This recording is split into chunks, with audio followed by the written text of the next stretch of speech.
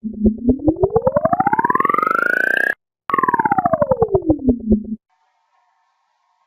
guys, Professor Yerby here. I wanted to quickly go over something that we're covering this week, a spanning tree protocol, and I'm going to use a Cisco uh, web document to explain this. So if you want to go to this web document, it's on the Cisco web page, and it's called Understanding and Configuring Spanning Tree Protocol on Capital Switches.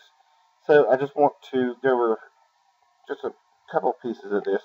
One of the questions that I received was asking if multiple switches can be connected to each other. So the answer is absolutely, and that would actually be a good thing. What you can see here is this switch is connected to these other three switches, which are connected to these switches. So we create this kind of a mesh of a network.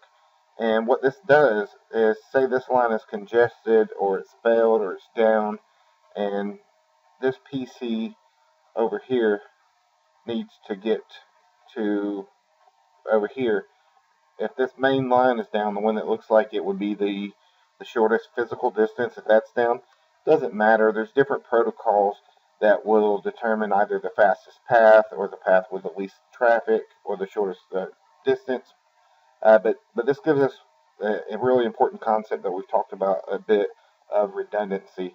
So if this one line is down, no big problem. We have an option to go this way, and then we could go here, go there, or we could go from this switch 1 to switch 13, and get to switch 14. So switches can absolutely be connected to each other. The other thing to keep in mind, it's not shown in this diagram, but we can have multiple computers.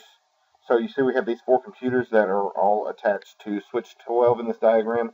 We can configure virtual local area networks within the switch, so that we could make these 2 computers act like they're on a separate network from these other 2 computers by just configuring the ports in the switch.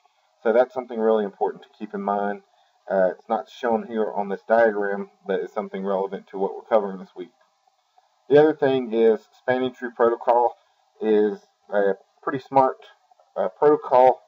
It prevents things called loops, where this thing station N may be sending a broadcast message to station M.